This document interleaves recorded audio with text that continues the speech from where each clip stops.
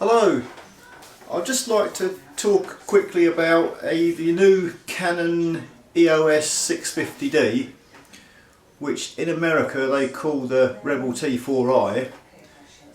Yeah, it does sound much better. I wish they called it that here in the UK, but they don't. It's, in the UK they call it boring 650D. But anyway, that's not the point. This is the camera. I wanted a nice camera, and of course I go on YouTube and I read loads and loads of reviews and videos, and most people had good things to say about this. I made sure that I got the 18 to 135mm, the STM lens, because I think the other lens, the USM2 lens or something, was it was noisy in operation, but this STM lens is nice and quiet. It's sweet, really good. I've tried this camera out and it's absolutely fantastic. I mean, yeah, it's not a professional's camera. It's I think it's a basic entry beginner's camera, but it's quite high spec and high level, so it's nice. But I've had this for about 2 weeks and I come across a little problem, and I couldn't really find anything on YouTube about this problem, but I did find a website where there were a number of people who were talking about this problem. So it's not an isolated problem, and basically what it is, if I've got the camera switched on in live view mode, and let me just put it on I'll put it on a better setting than that because it's kind of pitch black. I'm in live view mode, and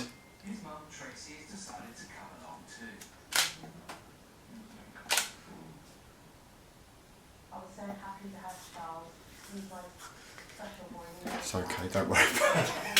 Take the cap off the end. Yeah, the camera's in live view mode, and basically what happens is, if I'm turning the mode dial and maybe pressing the menu or the Q button and changing various settings on the screen, and then turning the mode dial again to a different mode, the camera would freeze on me. Basically, I think you can still touch the screen and your little marker on the screen would still move about, but any of the buttons wouldn't work whatsoever. You couldn't do nothing with the camera at all. You couldn't take a picture, nothing is responsive. And literally you've got to take the battery out. Even if you switch the camera off, the screen would still, let's say the screen would still be on with it switched off. And this was happening quite a few times, more than what you'd expect. I mean, I do expect a camera, something like this, maybe to freeze occasionally. It happens, but not the amount it was happening. I mean, 10 plus times in over a week. So having to keep taking the battery out was getting to be a bit of a pain, and I got to the point where I thought, I've got to take the camera back to the store. And I mean, the trouble is, I was a bit reluctant to do that straight away because it's a long way to the store, and I'd have to post it back to them, and it's a lot of messing around. So I thought I'd have a look to see if I can find an answer on the internet, and I did find this website. People were talking about it. Yeah, one answer was do a low level format on your SD card, and I don't think that has something to do with it. I've done it anyway. But the other thing was, there's a function on this camera called the continuous autofocus, and I looked into this continuous autofocus because I weren't 100% sure what exactly it did, and it just seems to me that if you're walking around the street and then all of a sudden you want to use your camera, it would be readily focusing for you, and it's like, why do I want to walk around with a camera that's switched on and it's continuously autofocusing all the time? It's just draining the battery. It just seems a bit of a pointless function to me. So anyway, I disabled it, and I'll show you it anyway. Where are we?